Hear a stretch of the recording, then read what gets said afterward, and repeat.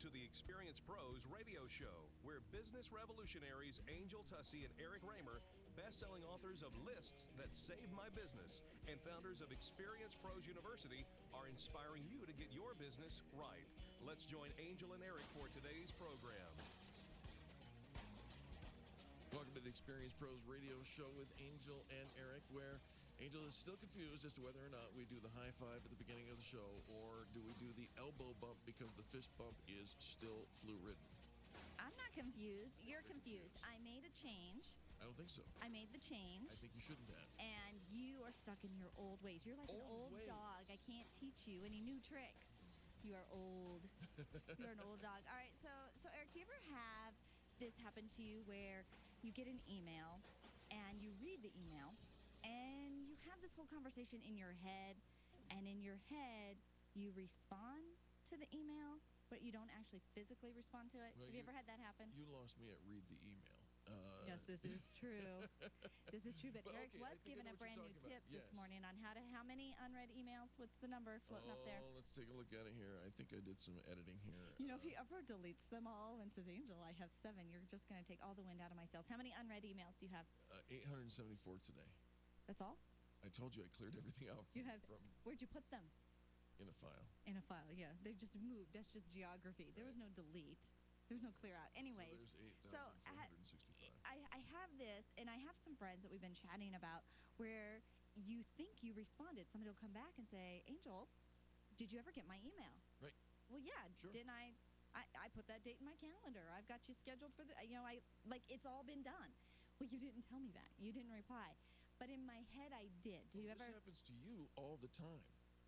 Look, not all the time. Pretty much. Not all Hold the on time. Let me just check this for a second. Does it happen every day that ends in what? No, yes. no. How about this? Does it ever happen to you, like a text? No, you're. I respond to texts. Yeah, you do. Yeah. You do. All right, well, how about this? Have you ever missed an appointment because you forgot to put it in the calendar? Like you were having this whole conversation back and forth. I know you. Well, you just don't put stuff on the calendar, which. Well, put that finger away, Missy. I am missing something. The finger. I am missing something very special to me because you didn't put it on the calendar. Oh, you cannot. I'm just saying. That Anyways, but that's not what this conversation is about. Who's going on vacation again? It's a working trip. It is a business trip that I would not have scheduled had this other thing been on the calendar that I knew about. But showing up, like you have the email banter back and forth and say, absolutely, I'm putting it in my calendar, but you don't. Yeah. All right, so I don't want this to be like this, oh, we're just ADHD or we're just, having these brain, like it's bad. I don't want it to have this bad connotation. So really, I'm going to name this conundrum. I don't know, what is this phenomenon that's happening to people. Can we call it an angel stance? No, you're gonna name it after me? Yeah, no, don't name it after me. No. No, I don't want. No, it is not you are the just founder me. And This happened. My friend Heather. This happened to her. This happened to my friend Steve. Yep. This happens to people all the time. It just doesn't happen to you because you don't read your email. No, and you don't put things in the calendar. I'm the victim of it. I tell you stuff, you have all these conversations, and then you go, "We did that." And all right, so I don't think so. So rather than having it be a negative thing because we're just too busy and we've got too many things going on, and this is a bad thing, I want it to be a good thing. Oh. Like a superhero syndrome.